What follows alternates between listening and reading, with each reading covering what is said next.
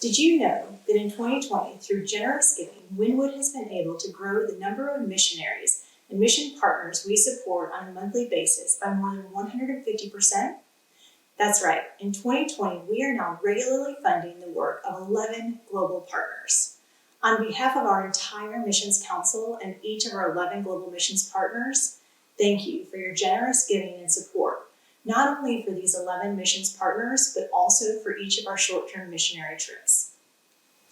But today, I'd like to focus on how, amidst the COVID-19 pandemic, these 11 partners are pivoting to meet tangible human needs and how they're adapting their ministries to share the gospel. Just like you and me, they've been faced with creating new ways to accomplish their missions. And I have more stories of hope and encouragement to share with you from around the world than I actually have time.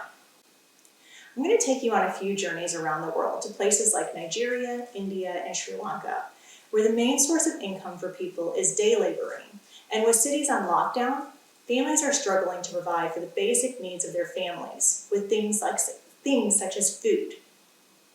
Let's first visit Lagos, Nigeria, home of the West Africa Theological Seminary, or we call it WATS. The story is quite similar to the schools and universities right here in the United States. The physical doors have closed, and the seminary has had to very quickly transition to virtual learning. With the city on lockdown, the seminary took swift action to deliver a 10-day food supply to 1,000 households in surrounding communities, and they've also been able to provide financial support to those on the WATS payroll to assist with the purchase of food for their families. So now let's head to India, where Witnessing Ministries of Christ, who normally serves the Dalit children through busing, schooling, meals, and more, have had to kind of adjust. So with the schools closed and lockdowns in place, the school's education director knew it was critical to teach the children about hygiene. So he wrote a song about good hand-washing techniques and how to stay strong in their faith to be victorious. Another teacher helped record the song and distributed it to the students, and the pastors have been really focused on helping distribute bars of soap across the community. Another ministry, Soar for Greatness, led by Mary and Joseph Ebenezer, has staff on the ground in India and Sri Lanka who are being hands and feet of Jesus. So far, they've provided 85 families a 1-month supply of food and plan to continue providing additional month supplies to the families and expanding to even more families. The gratitude received has been absolutely overwhelming.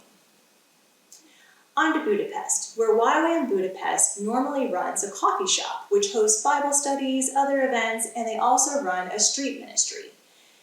And while their doors may have closed for business, they have not stopped serving the community. The team can be found serving over 400 cookies and ground coffee beans every week to staff in hospitals, paramedics. They also bake banana bread to serve the hungry. And of course, spread the love of Christ. As you can see, these ministries are doing incredible work and often in potentially unsafe environments.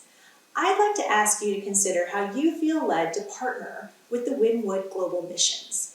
You may want to start by just learning more, since we couldn't highlight all the incredible stories that are happening. To do so, visit the Wynwood website, click on Serve, then Global Missions. Maybe you want to pray specifically. We've created a prayer guide that's available for you there, so you can pray, join us in prayer. Maybe you feel led to support these ministries financially.